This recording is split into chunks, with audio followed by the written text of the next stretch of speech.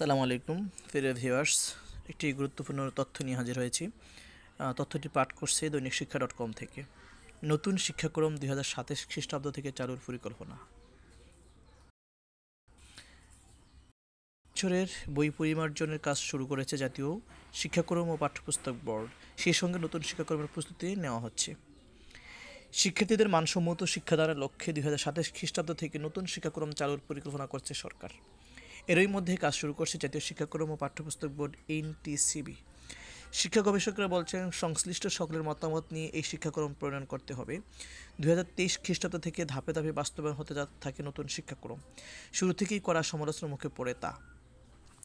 গণঅভ্যুত্থানে সরকার পতনের পরেই চালু হওয়ায় নতুন শিক্ষাক্রম বাতিল করে দেয় অন্তর্বর্তী সরকার। ফিরে যায় 2012 খ্রিস্টাব্দের শিক্ষাক্রমে। এরই মধ্যে সব বই পেয়েছে শিক্ষার্থীরা। ইঞ্জিনিয়ারিং ইউনিভার্সিটি স্কুল অ্যান্ড কলেজের অধ্যক্ষ আলমগীর কবির বলেন, জরুরি অবস্থায় পুরনো শিক্ষাক্রমে ফিরে গেলেও সময়ের সাথে তাল মিলিয়ে নতুন শিক্ষাক্রম করতে হবে। এনসিটিবির একাধিক সূত্র বলেন, আগামী বছরে বই পরিমার্জনের কাজ শুরু করছে জাতীয় শিক্ষাক্রম পাঠ্যপুস্তক বোর্ড। সেই সঙ্গে নতুন শিক্ষাক্রমের প্রস্তুতি নেওয়া হচ্ছে।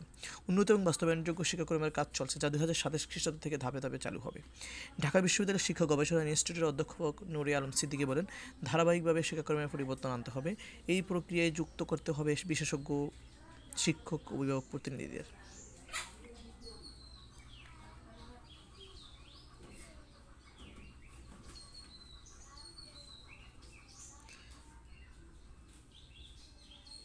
উল্লেখ্য, ক্ষমতাচ্যুত আওয়ামী লীগ সরকারের আমলে শিক্ষামন্ত্রীর দায়িত্বে থাকা ডক্টর ডিপো-মনি 2023 খ্রিস্টাব্দের জানুয়ারি থেকে প্রথম, ষষ্ঠ ও সপ্তম শ্রেণীতে নতুন শিক্ষাক্রম শুরু করছেন।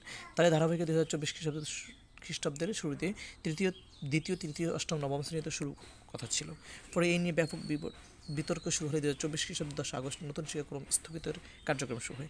শিক্ষাসহ সব খবর জানতে দৈনিক শিক্ষা বার্তার ইউটিউব চ্যানেলের সঙ্গে থাকুন। ধন্যবাদ। আসসালামু আলাইকুম।